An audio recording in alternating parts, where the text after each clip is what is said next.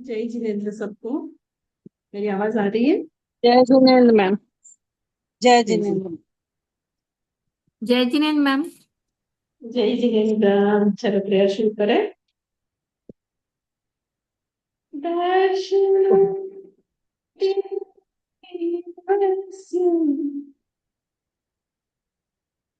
शरणं पापनाशनं दर्शनं स्वर्गसोपानम्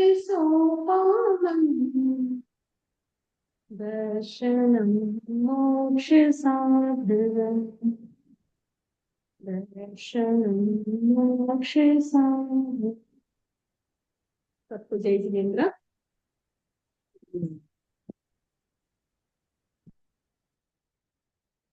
screen share कर रही हूँ। हो रहा है क्या? आपको दिख रहा है?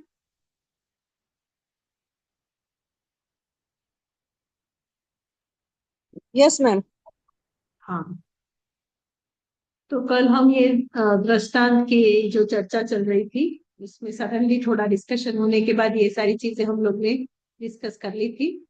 उसके बाद हम लोग यहाँ पे डिस्कस करने वाले थे, तब किसी ने आई डोंट नो कुछ क्वेश्चन तो पूछा था इंदिरा जी ने, पर वो बताने से पहले ही क्लास बंद हो गई थी। इंदिरा जी, कल आपने क्लास में कुछ पूछा था ना, कि वो क्लियर हो गया था बाद में? मुझे याद नहीं आ रहा है अभी। अगर आपको कुछ याद हो तो बताएं। यहाँ पे कहते हैं, जो दृष्टांत के बारे में हमारा डिस्कशन चल रहा था, कि दृष्टांत अविनावी भाव के स्मरण के लिए नहीं हो सकता है। अविनाव भाव, उसका उसकी चर्चा, हाँ, उसके बारे में इंदिरा जी ने पूछा था। तो एक के होने से दूसरे का प्रेजेंस प्रूव हो जाना, मतलब एक के होने से दूसरा हो जाता, कोई कहता है तो उसके और भी एग्जाम्पल इंदिरा जी को कल मैं देने वाली थी, तो क्लास बंद हो गया था। कि जैसे कोई कहता है ना कि ये मेरी माँ है, तो उसमें प्रूव हो गया कि ये उसका बच्चा है, बेटा है, बेटी है। उस हिसाब से कोई कहे कि ये बांझ है, तो उसमें समझाना नहीं पड़ता है कि जो बांझ होते हैं उसके बच्चे नहीं होते, मतलब उसका कोई बच्चा नहीं है। तो एक के होने से दूसरे की चीज समझ में आ जाती है ना। अग्नि है तो बाई डिफॉल्ट वहां धुआं होगा ही।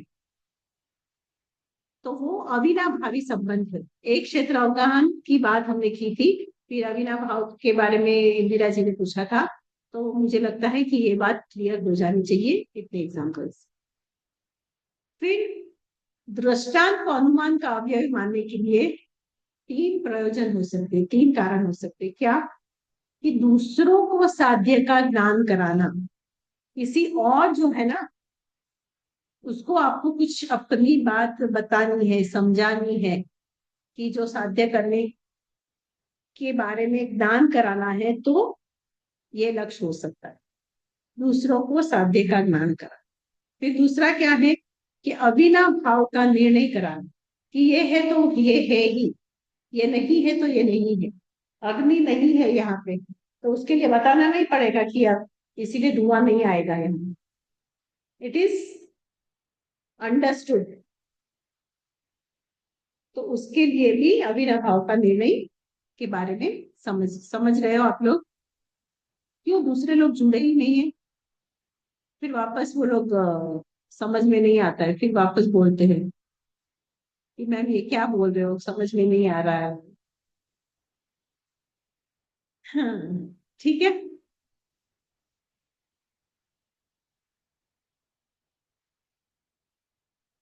समझ में आया? फिर तीसरा पॉइंट क्या कहा है यहाँ पे? कि अविनाव भाव का स्मरण कराना। अविनाव भाव जो अभी मैंने बताया, उस बारे में समझाने के लिए, किसी को स्मरण करने के लिए भी ये हो सकता है। दृष्टांत को अनुमान का अव्यय मानने का प्रयोजन ये तीन है। किंतु इनमें से किसी भी प्रयोजन के लिए दृष्टांत की आवश्यकता नहीं होती। तो ये जो चीजें है ना, वो अपने आप समझ में आ जाती है। वहां पे कोई आप दृष्टांत दो कि ना दो, जैसे अभी मैंने दृष्टांत दिया तो उस बात से आपको समझ में आया, तो वहां पे अगर दृष्टांत नहीं होगा तो भी वो अविनाभाव का की समझ आ जाएगी, वहां दृष्टांत की आवश्यकता नहीं है। क्यों? क्योंकि जो पक्ष है और जो हेतु का कथन है, उनके करने से माध्यम का ज्ञान होता है। तर्क प्रमाण से अविनाभाव का निर्णय हो जाता है और पक्ष हेतु के कथन से ही अविनाभाव का स्मरण हो जाता है। इसके अतिरिक्त जो कोई भी हम दृष्टांत देते हैं उसमें अविनाभाव का निर्णय होना मानते हैं, उन्हें अनवस्था दोष का सामना करना पड़ेगा। क्यों? क्योंकि जो पक्ष में अविनाभाव का निर्णय करने के लिए दृष्टांत चाहिए, तो दृष्टांत में अविनाभाव का निर्णय करने के लिए एक नया दृष्टांत चाहिए।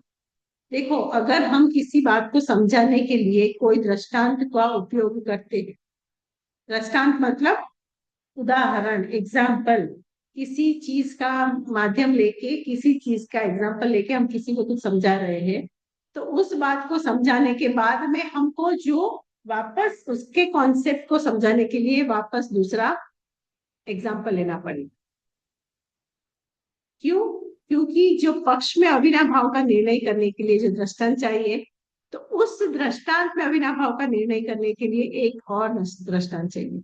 कि किसी दृष्टांत की अपेक्षा आप किसी चीज को समझा रहे तो वापस उसके लिए दूसरा आपको दृष्टांत देना पड़ेगा, क्योंकि दृष्टांत एक विशेष स्वभाव वाला होता है। जो भी आप दृष्टांत लेते हो ना, तो वहां पे उस दृष्टांत में आप किसी चीज को कोई अपेक्षा से समझा रहे हो। जैसे आपने किसी दृष्टांत में सी का एग्जाम्पल लिया, तो फिर वहां पे आपने क्या किया, उसकी शक्ति के बारे में या तो कोई एक स्वभाव के बारे में आपने समझाया, पर अर्थात वह एक ही स्थान तक सीमित होता है।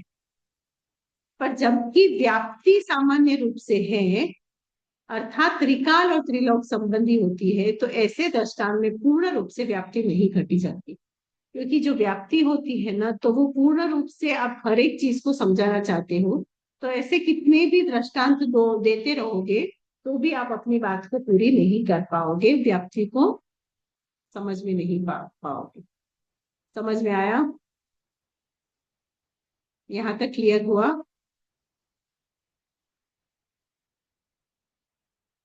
यहाँ Yes, ma'am. दृष्टांत जो देते हैं, दृष्टांत देने का लक्ष्य क्या होता है, और जब दृष्टांत देते हैं तो उसके कैसी लिमिटेशंस आ जाती है, तो इस लिमिटेशंस को ओवर करने के लिए ये सारी चीजें बताई है कि जब आप दृष्टांत देते हो तो उस दृष्टांत को समझाने के लिए वो एक पर्टिकुलर स्वभाव को या पर्टिकुलर एरिया को ही समझाता है, तो उसकी जो बाकी की चीजें हैं वो रह जाती है। इसीलिए वापस आपको दूसरा दृष्टांत देना पड़ता है, इसीलिए यहाँ पे उसका इतना इम्पोर्टेंस नहीं दिया।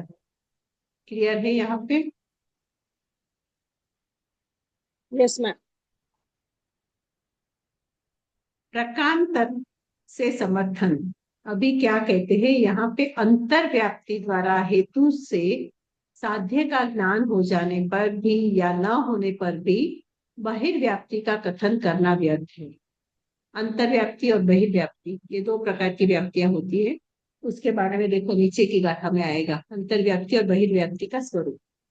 तो वो यहाँ पे कहते हैं कि जब भी अंतर्व्याप्ति द्वारा किसी भी चीज के साध्य होने का ज्ञान जब होता है, तब बाहर व्याप्ति का कथन करना व्यर्थ है। जो अंतर्व्याप्ति है तब बाहर व्याप्ति नहीं करनी चाहिए। क्यों? क्योंकि अंतर्व्याप्ति की और बाहिर व्याप्ति का स्वरूप आगे बताया जाएगा। अभी नेक्स्ट गाथा में अभी मैंने बताया वैसे। तो इस सूत्र का आश्रय लेके हमको ये समझने की जरूरत है कि अंतर्व्याप्ति के द्वारा हेतु यदि साध्य का ज्ञान करा देता है, तब बाहिर व्याप्ति का कथन व्यर्थ है। तो बाहर व्याप्ति की बात वहां पे करने की जरूरत नहीं होती है। और अंतर्व्याप्ति के द्वारा हेतु यदि माध्य का ज्ञान नहीं कराता, तो भी बहिर्व्याप्ति का कथन व्यर्थ है। तात्पर्य यह है कि बहिर्व्याप्ति प्रत्येक दशा में व्यर्थ है। समझ में आया? कितने प्रकार की यहाँ व्याप्ति बताई है? दो प्रकार की। कौन कौन सी है, क्या नाम है? यहाँ देखो, क्या नाम है दो? अंतर्व्याप्ति और बहिर्व्याप्ति। व्याप्ति, अंतर्व्याप्ति, बहिर्व्याप्ति। तो अंतर्व्याप्ति क्या है और बहिर्व्याप्ति क्या है, उसके बारे में अभी हम समझने की कोशिश करते हैं, उसका स्वरूप क्या हो। तो यहाँ पे क्या कहते हैं, पक्ष में ही साधन की साध्य के साथ व्याप्ति होना अंतर्व्याप्ति है, और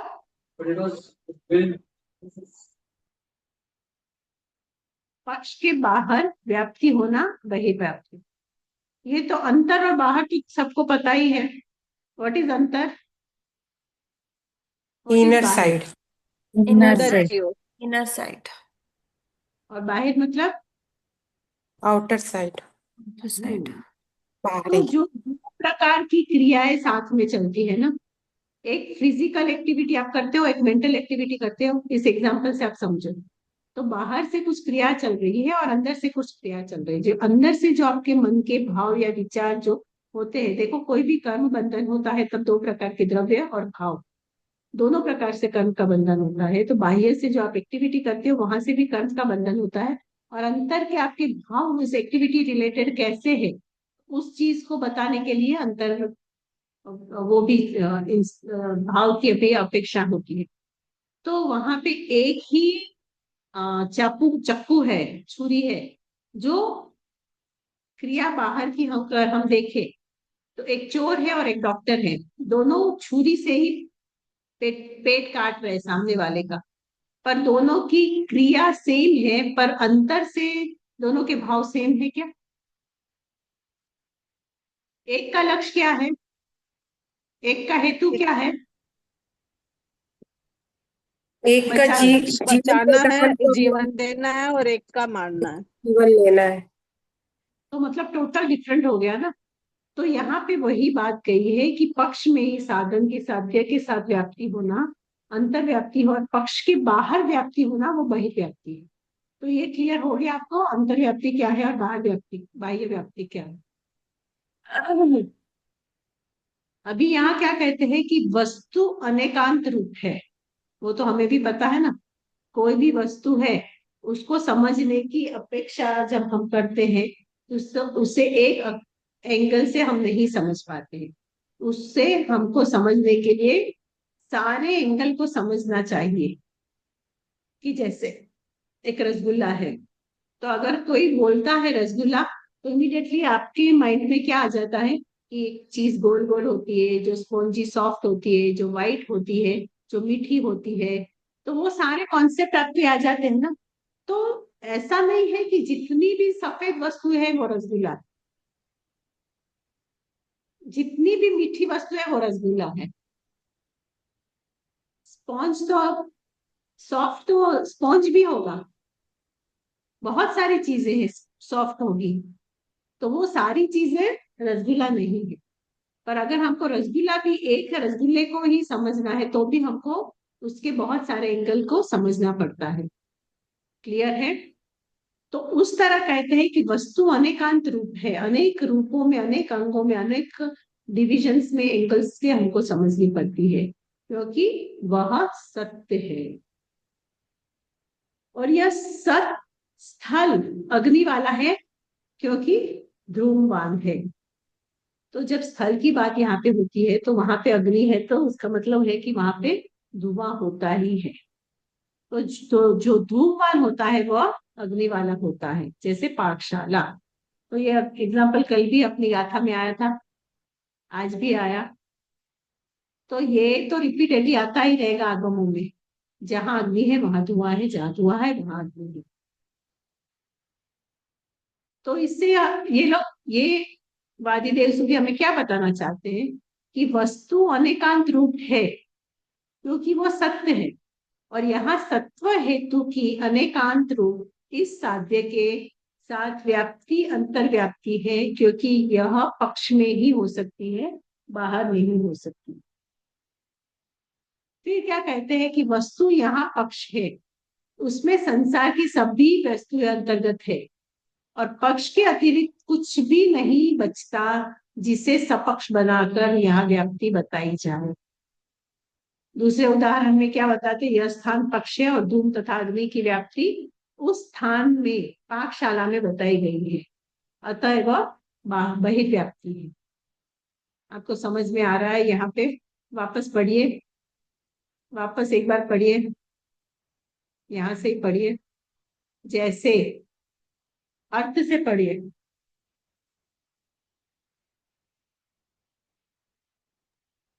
पक्ष में पक्ष साधन में पढ़िए मीनाक्षी जी, आप पढ़िए। पक्ष में साधन ही साध्य के साथ व्याप्ति होना अंतर्व्याप्ति और पक्ष के बाहर व्याप्ति होना बहिर्व्याप्ति है। जैसे वस्तु अनेकांत रूप है क्योंकि वह सत्य है और वह एक लाइन रह गई ना, ऊपर की एक लाइन रह गई। हाँ मैम, अभी है, पेपर टर्न है मेरा, बुक है। हाँ हाँ हाँ हाँ वह हाँ, स्थल करेक्ट। अग्नि वाला है क्योंकि धूमवान है और जो धूमवान होता है वह अग्नि वाला होता है। जैसे पाकशाला। विवेचन वस्तु अनेकांत रूप है क्योंकि वह सत्य है और यह सत्व हेतु की अनेकांत रूप इस साध्य के साथ व्याप्ति अंतर्व्याप्ति है क्योंकि वह पक्ष में ही हो सकती है, बाहर नहीं। वस्तु यहाँ पक्ष है, उसमें संसार की सभी वस्तुएं अंतर्गत है। पक्ष के अतिरिक्त कुछ भी नहीं बचता है जैसे जिसे सपक्ष बनाकर वहां व्याप्ति बताई जाए। दूसरे उदाहरण में ये स्थान पक्ष है और धूम तथा अग्नि की व्याप्ति उस स्थान के बाहर सपक्ष पाकशाला में बताई गई है, अतएव यह बहिर्व्याप्ति है। समझ में आया आप लोग को? क्लियर हुआ यहाँ पे अंतर्व्याप्ति और बाह्य व्याप्ति? Yes ma'am. अनेकांत रूप से उसको समझना है, क्योंकि सत्य को जानना है तो अनेकांत रूप से ही जाना जाता है। तो इसीलिए अनेकांत रूप को एक माध्यम से, अंतर्व्याप्ति और बाह्य व्याप्ति के माध्यम से इस तरह क्लियर हो। आगे बढ़े 40वें सूत्र में। उपनय निगमन की भी अनुमान के अग्र नहीं है। पढ़िए ये 40वीं बात। उपनय और उपनय निगमन भी परिप्रतिपत्ति में कारण नहीं है क्योंकि पक्ष और हेतु के प्रयोग से ही पर को प्रतिपत्ति ज्ञान हो जाती है। योगमत का निगम करते हुए यहाँ उपनय और निगमन अनुमान के अंग नहीं है, यह बतलाया गया है। पक्ष और हेतु को बोलने मात्र से ही जब दूसरों को साध्य का ज्ञान हो जाता है, तब उपनय और निगमन की क्या आवश्यकता है। वहां पे वापस एक क्वेश्चन उठा गया। तो यहाँ पे क्या कहते हैं? उपनय और निगमन की भी पर प्रतिपत्ति में कारण नहीं है। उपनय और निगमन, तो यहाँ जो पक्ष है और जो उसका हेतु होता है, उस हेतु के प्रयोग से जो ज्ञान की प्राप्ति होती है, तो वहां दूसरे मतों में, जैसे कि यहाँ योग मत में अलग अलग मत दिए हैं ना, कहीं वैशेषिक के बारे में बताया है, कहीं बौद्ध के बारे में बताया है। तो यहाँ योग दर्शन के बारे में बताते हुए कहते हैं कि योग मत का निगम करते हुए यहाँ उपनय और निगमन अनुमान के अंग नहीं है। यहाँ जो उपनय की बात चल रही है, निगमन की बात चल रही है, तो वो जो बातें चल रही है ना, वो योग सूत्र द्वारा, योग मत द्वारा एक्सेप्ट नहीं किया जाता है। क्यों? क्योंकि पक्ष और हेतु को बोलने मात्र से ही जब दूसरे को साध्य का ज्ञान हो जाता है, तब उपनय और निगमन की बात क्यों करना? जो आपका, आप जिस चीज का पक्ष ले रहे हो और जिस हेतु के साथ आप उस चीज को बता रहे हो, तो जब वो बातचीत होती है तो वहां पे ही जो आपके साध्य का जो ज्ञान है ना, वो अपने आप बताया जाता है। तो यहाँ पे योग मत वाले कहते हैं, तो फिर ये इसकी क्या जरूरत है? उपनय और निगमन की क्या आवश्यकता है? तो उसके समर्थन में क्या बताते हैं, पढ़िए 41 का।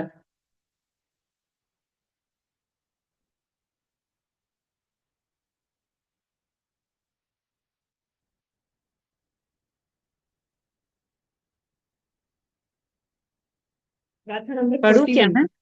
हाँ, 40 में समझ समर्थन में आ को गई ना? ही, हाँ मैम, हम्म। समर्थन को ही पर प्रतिपत्ति का अंग मानना चाहिए क्योंकि समर्थन किए बिना दृष्टांत आदि का प्रयोग करने पर भी साध्य का ज्ञान नहीं हो सकता। हेतु के दोषों का अभाव दिखाकर उसे निर्दोष सिद्ध करना समर्थन है। समर्थन करने से ही हेतु समीचीन सिद्ध होता है। समर्थन को चाहे अनुमान का अलग अंग माना जाए, चाहे हेतु में ही उसे अंतर्गत किया जाए, पर है वह आवश्यक। समर्थन के बिना दृष्टांत का प्रयोग करना निरर्थक है। तो यहाँ समर्थन का मतलब क्या हुआ?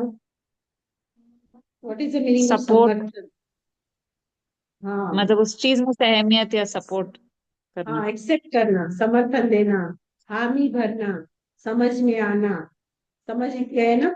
तो समर्थन को ही पर प्रतिपत्ति का अंग मानना चाहिए।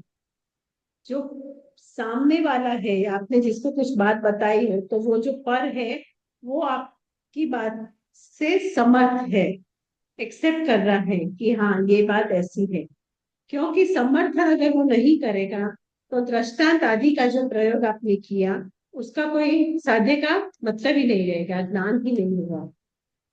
अगर सामने वाला आपकी बात नहीं समझता है, उसको एक्सेप्ट नहीं करता है, तो उसका मतलब है कि उसने उसका समर्थन नहीं किया, क्योंकि is not agreeing the point of view of yours. आपने जो पक्ष रखा, आपने जो जिस हेतु से जो पक्ष रखा, उसका वो समर्थन नहीं दे रहा। तो जो आपने दृष्टांत दिया, उसका भी प्रयोग जो आपने किया, उसका भी वो भी उसको समझ में नहीं आया। तो उसके विवेचन में कहते हैं कि हेतु के दोषों का अभाव दिखाकर उसे निर्दोष सिद्ध करना समर्थन है। हेतु के दोषों का अभाव, जो हेतु है, जो लक्ष्य है, वो जब इनकम्प्लीट होता है या उसका जब नहीं रहता है, अभाव होता है, तो उसे निर्दोष सिद्ध करना समर्थन है। समर्थन करने से ही हेतु समीचीन सिद्ध हो जाएगा। अगर आपने एक्सेप्ट किया, समर्थन दिया, तो क्या होगा? उस चीज को आपने पूरी रूप से आपने उसको एक्सेप्ट कर लिया, समीचीन रूप से सिद्ध हो जाता है। तो समर्थन का चाहे अनुमान का अलग अंग माना जाए, चाहे हेतु में ही उसे अंतर्गत किया जाए, पर है वो आवश्यक, वो जरूरी होता है। समर्थन के बिना दृष्टांत का प्रयोग करना निरर्थक है। समझ में आया? हेतु का समर्थन। ये क्लियर है? गाथा नंबर 41 की और एक बार पढ़नी है, एकदम क्लियर हो गई ना? Yes ma'am. नेक्स्ट गाथा, शिष्यानुरोध के अनुमान से अवयव। यहाँ पे क्या कहते हैं? शिष्य ने एक अनुरोध किया, तो उसके अनुमान के लिए क्या कहते हैं? पढ़ो गाथा नंबर 42। मंद बुद्धि वाले शिष्यों को समझाने के लिए क्या करते हैं? को समझाने के लिए दृष्टांत, उपनय और निगमन का प्रयोग करना चाहिए। परार्थानुमान दूसरे को साध्य का ज्ञान कराने के लिए बोला जाता है। अतएव जितना बोलने से दूसरा समझ जाए उतना बोलना ही उचित है। उसमें किसी अनिवार्य बंधन की आवश्यकता नहीं है। हाँ, वाद विवाद के समय वादी और प्रतिवादी दोनों विद्वान होते हैं, अतः उन्हें पक्ष और हेतु ये दो ही अवय पर्याप्त है। Yes. कितना क्लियर, एकदम बोल दिया ना यहाँ पे, एकदम समझ में आ गया कि those who are not intellect, those who are not able to understand the things easily, fast नहीं समझ में आता, तो वहां पे कह दिया कि जो बंद बुद्धि वाले होते हैं, तो उन शिष्यों को समझाने के लिए दृष्टांत देते हैं, उपनय करते हैं, निगमन का प्रयोग भी करते हैं, उस तरह का अलग अलग रीत से उसको समझाने की करते हैं। तो वो क्या हुआ? वो किसके अंतर्गत आएगा? परार्थानुमान। क्योंकि दूसरे आपने स्वार्थानुमान से जो बात समझी और शब्द के रूप में आपने दूसरों को समझाए, तो वो क्या हो गया? परार्थानुमान। तो परार्थानुमान दूसरे को साध्य का ज्ञान कराना, वो कराने के लिए बोला जाता है। ये तो हमने आगे की गाथाओं में भी समझ लिया। फिर अनएव जितना बोलने से दूसरा समझ जाए उतना ही बोलना उचित है। एक लाइन से वो समझ गया तो समझ, बस उतना ही बोलो, उससे आगे पीछे की बात ही छोड़ दो। जितना बोलने की आवश्यकता है उतना बोलो, उसमें किसी अनिवार्य बंधन की आवश्यकता नहीं होती है, कोई बंधन नहीं है कि नहीं आपको 5 मिनट का लेक्चर देना ही पड़ेगा, 5 लाइन का, 5 पन्ने का भाषण किसमें देते हैं? अनुपमा सीरियल में। तो वो जरूरी नहीं है, जितनी बात बता के समझ में आ जाए उतना बोलना चाहिए। हाँ, कभी वाद विवाद हो गया, कंट्रोवर्सी हो गई, कोई चर्चा चली कि किसी को कुछ समझ में नहीं आया, तो वाद विवाद में जो प्रतिवादी होता है, उस अगर वो विद्वान है और वो उसको और भी आपके एंगल को समझने चाहते हैं, तो वहां पे पक्ष और हेतु, वहां पे क्या होता है, उसका थोड़ा डिफरेंस हो जाता है। अव्यय की पर्याप्ति करने के लिए वो समझाना पड़ता। क्लियर है ये? आगे बढ़े। गाथा नंबर 43 पढ़िए। 43, 44, 45, 46, 47, 48, ये सारी गाथा एक साथ में आएगी। 43 थी से 48 पढ़िए। दृष्टांत दो प्रकार का है, साधर्म्य दृष्टांत और वेधर्म्य दृष्टांत। उसके जहाँ पहले की साधन के लाइन पढ़िए, होने उसके पहले की लाइन पढ़िए, अर्थ वाली। अविनाभाव, हाँ अर्थ, अविनाभाव बताने के स्थान को दृष्टांत कहते हैं। दृष्टांत हम्म दो प्रकार का है, साधर्म्य दृष्टांत और वेधर्म्य दृष्टांत। जहाँ साधन के होने पर साध्य का होना बताया जाए वह साधर्म्य दृष्टांत है। जैसे जहाँ जहाँ धुआं है वहां वहां अग्नि होती है, जैसे रसोई घर। और जहाँ साध्य के अभाव में साधन का अवश्य अभाव दिखाया जाता है वह वेधर्म्य दृष्टांत है।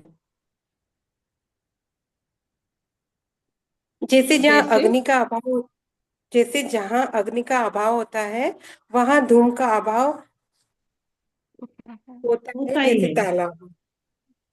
वहां धूम का अभाव होता है, जैसे तालाब।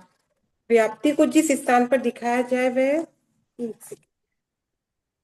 स्थान दृष्टांत। दृष्टांत है, वह नहीं, स्थान दृष्टांत। टेबल के अंदर थोड़ा सा कोई और पढ़ लेना, वो दिखाई नहीं दे रहा टेबल की वजह से। हाँ, स्क्रीन में दिख रहा है आप लोग को? हाँ मैम, यहाँ दिख रहा है। हम्म, वह एक स्थान कीबोर्ड आपको दिख दृष्टांत है। अन्य व्याप्ति को दिखाने का स्थल साधर्म्य दृष्टांत और या अन्वय दृष्टांत कहलाता है। जैसे ऊपर के उदाहरण में रसोई घर दिखाया गया है। व्यतिरेक व्याप्ति को बताने का स्थान वेधर्म्य या व्यतिरेक दृष्टांत कहलाता है। जैसे ऊपर के उदाहरण में तालाब के साध्य के अभाव में साधन का अभाव दिखाया गया है। किसके सद्भाव में किसका सद्भाव होता है और किसके अभाव में किसका अभाव होता है, ये ध्यान में रखना चाहिए। पक्ष की हेतु नेक्स्ट वन, पक्ष के हेतु का उपसंहार करना या दोहराना उपनय पढ़ रहे है। हो? उतना ही क्यों पढ़ रहे हो? उतना ही मत पढ़ो, उतना ही नहीं, अभी इसको ही समझना है पहले। यहाँ पे समझ में आया? अविनाव भाव, जो कल हम डिस्कस कर रहे थे ना, एक के होने से दूसरे को समझ जाना, उसको अविनाव भाव बताने के स्थान को दृष्टांत कहते हैं। वो दृष्टांत दो प्रकार के हैं, साधर्म्य दृष्टांत और वेधर्म्य दृष्टांत। तो साधर्म्य दृष्टांत किसे कहते हैं? जहां साधन के होने पर साध्य का होना बताया जाए, वह साधर्म्य दृष्टांत है। ये समझ में आया? कोई साधन यस है, मैम। हाँ बताइए सविता जी, इसका मीनिंग क्या हुआ? वही वो साधन है, मतलब अगर आग है तो धुआं होगा, यानी यस, साधन भी है और साध्य भी है। हाँ, और उसका एग्जाम्पल भी बहुत बता दिया, रसोई घर, पाकशाला, जो आगे की गाथाओं में यूज किया है।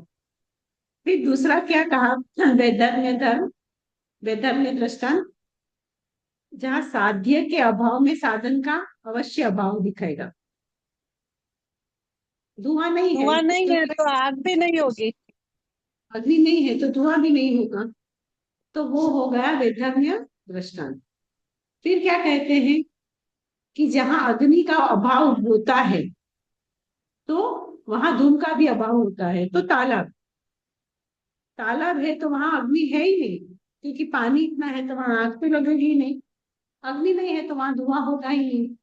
तो वो किसका दृष्टांत हुआ? अब ये किसका साध्य एग्जाम्पल नहीं हुआ? है तो साधन, साधन नहीं है तो साध्य भी नहीं हो।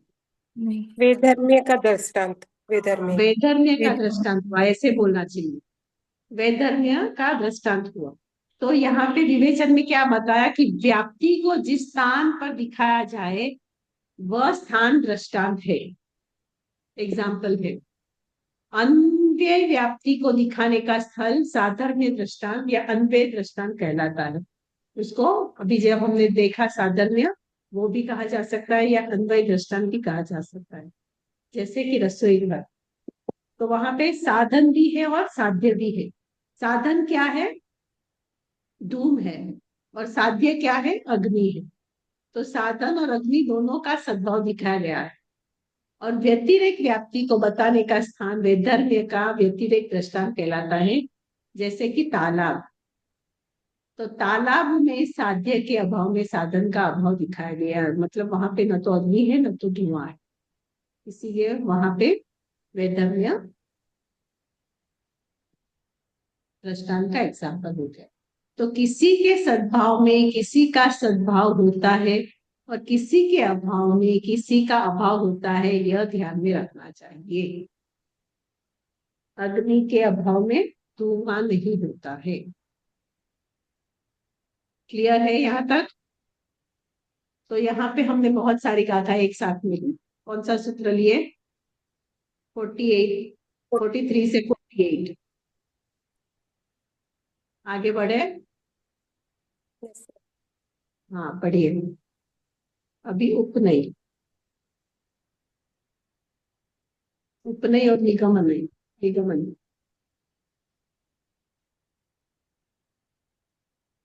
पढ़ूं मैम मैं? हाँ पढ़िए। पक्ष पक्ष में हेतु का उपसंहार करना, दोहराना उपनय है। जैसे इस जगह भी धूम है। विवेचन, पहले हेतु का प्रयोग करके पक्ष में हेतु का सद्भाव दिखाया दिया जाता है। फिर व्याप्ति और उदाहरण बोलने के पश्चात दूसरी बार कहा जाता है इस जगह भी धूम है।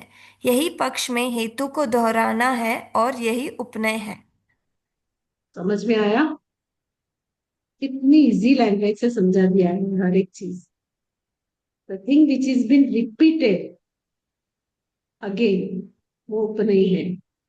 जब पक्ष में हेतु का उपसंहार करना यानी कि दोहराना, उसे उपनयी कहते हैं।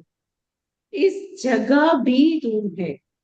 जैसे मैं बोलती हूँ कि यहाँ तो इतनी बारिश आ रही है लाल बाग रोड पे, तो आप बोलोगे कि यहाँ पे व्हाइट फील्ड में भी बारिश आ रही है।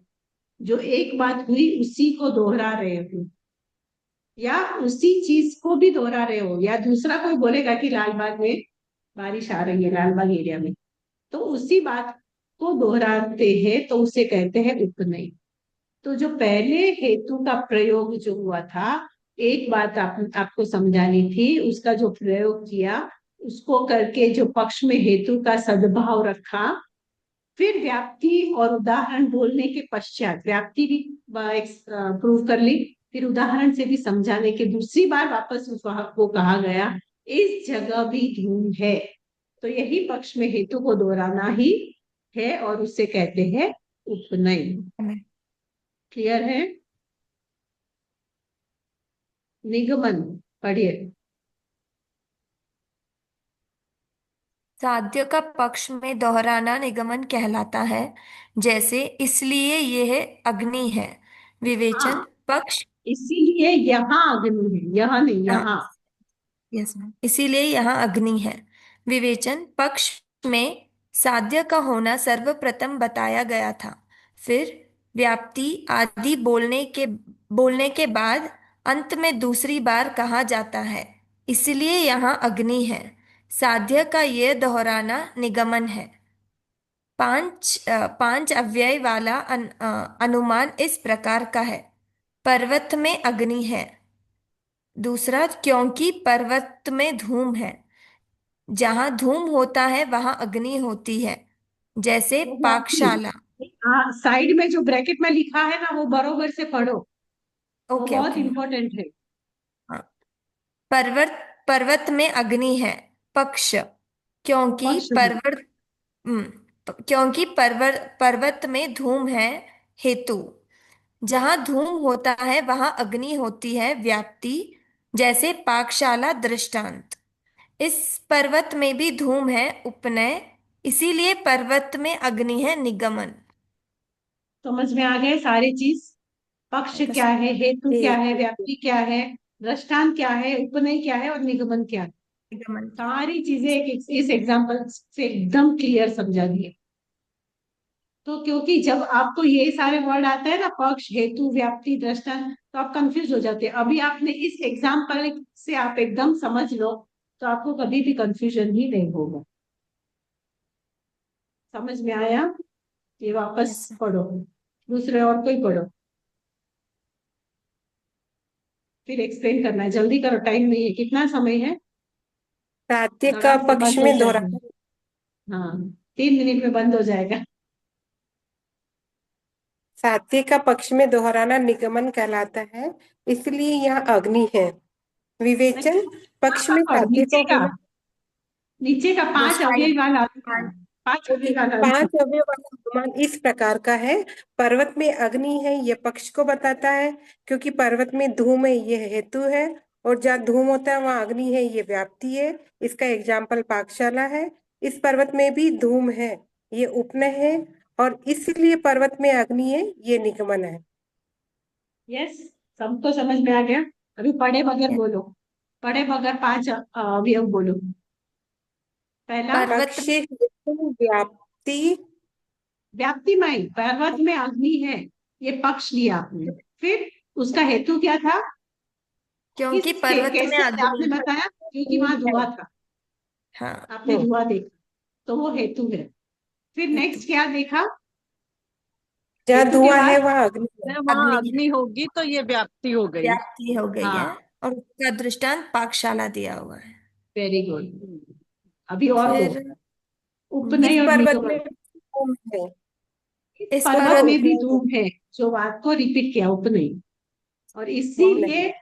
किस कारण से पर्वत हुआ? इसीलिए पर्वत में अग्नि है, निगमन। अग्नि निगम। यस। है। तो ये सारे आप पहले पक्ष लिख लेना। पक्ष, हेतु, व्याप्ति, दृष्टांत, उपनय, निगमन। ये पहले मैं क्लास में कल आके पूछूंगी। सुमन, इंदिरा जी, सीमा, ज्योति सो रहे हैं, वो भी सुन लो। नहीं नहीं मैं तो नहीं थे, मैं तो यहाँ आउट ऑफ स्टेशन आई हुई है ना, तो इसलिए वीडियो ऑफ करके बैठी हूँ। अच्छा ऊपर अच्छा, ही समझ में आ रहा है ना? बहुत yes yes ma'am. Important ma'am. सारी चीजें यस हैं, मैम। क्योंकि अगर आप नहीं पढ़ोगे, समझोगे नहीं, फिर आप मुझे पूछोगे। दृष्टांत को सबको नहीं पता मैम। है, पर दूसरा पक्ष क्या होता है, हेतु क्या होता है, व्याप्ति के बहुत इजी वे से यहाँ पे सारी चीजें समझा दी। समझ में आ रहा है ना? यस तो आज का मैम। Yes class ma'am. हम यस यही मैम। खत्म करते हैं, क्योंकि अभी दूसरा नया शुरू करूंगी, थर्ड से बंद हो जाएगा। मैम, इस बुक में कौन से पेज नंबर से कौन से पेज नंबर तक अपने को पढ़ना है? अपने को पढ़ना है फ्रॉम पेज नंबर आएगा, एक सेकेंड, नहीं नहीं, मैं अपने 50। सिलेबस का पूछ रही हूँ, आज का नहीं। The total syllabus. हाँ, सिलेबस के बारे में बता रही हूँ। थर्ड चैप्टर से मैंने बोली थी, पेज नंबर सब बताया था। पेज नंबर थर्ड चैप्टर से 29 अपना, बताया मैम। हाँ 29 पेज नंबर से। हाँ, बताया था ना वो दिन। हाँ कहाँ तक है? हाँ, correct correct. Third chapter 29 page से हमको पढ़ना है सारा। फुल। 29 के बाद पूरी किताब है। तो मैम 29 से 8 अभी तक हमारा है, तक 49 तक हो गया। हाँ, 8 क्या चैप्टर है मीनाक्षी मैम। जी? 8 चैप्टर है, तो कहाँ तक होगा ये पूछ रहे थे। Full full. फुल होगा, फुल होगा। मैम आप नए तत्व लोक की बात कर रहे हो ना मैम? प्रमाण किसकी मीमांसा बात? की नहीं ना बस? हाँ हाँ इंदिरा जी, वही बुक, नए तत्व हाँ लोक। ठीक है। ठीक है। अभी हम लोग पेज नंबर 49 हमने कंप्लीट किया।